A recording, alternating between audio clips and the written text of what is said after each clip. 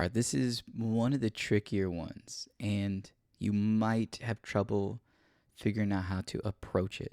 So, what we're saying here is we've got some copper and we've heated it in open air. Now, anytime you see that open air, it means oxygen. And anytime we see oxygen, like all by itself, it's O2. Remember, oxygen is diatomic. Now, it also does tell you that here, but just so you know. And it says it's found that the copper is completely consumed with 48 grams of oxygen. What is the empirical formula of the resulting oxide? So that means we're going to get some copper oxide.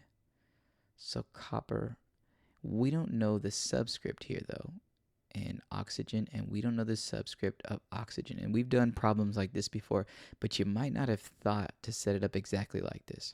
But now that it looks like this, we might be able to figure it out. All right, so 2 moles of copper. I like to write moles underneath. And 48 grams of oxygen. I like to write grams on top. We can compare moles to moles. We cannot compare grams to moles. So how can I figure out, hopefully we all remember, it when in doubt, mole it out. Let's just get everything in moles. So let's take these oxygen and put it into moles. We'll do 48 grams of O2.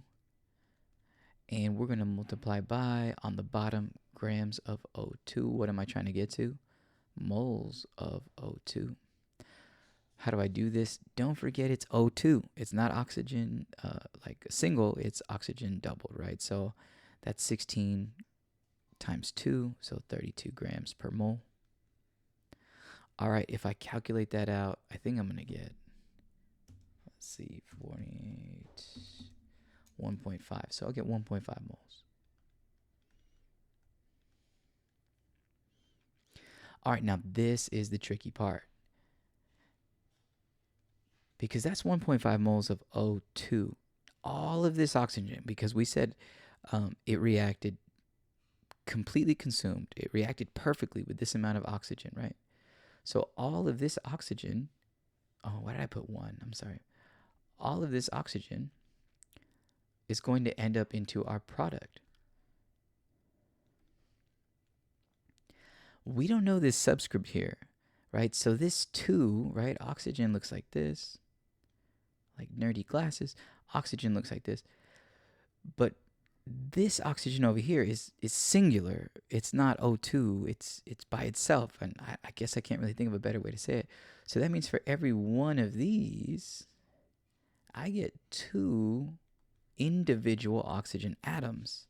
So I got to take this 1.5 moles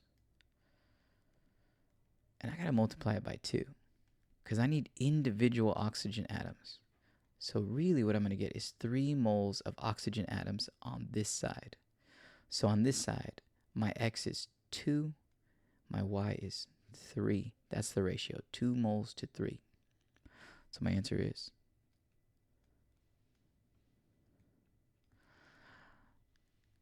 this is copper 2 oxide.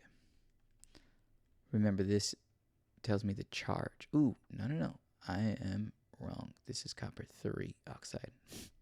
This tells me the charge.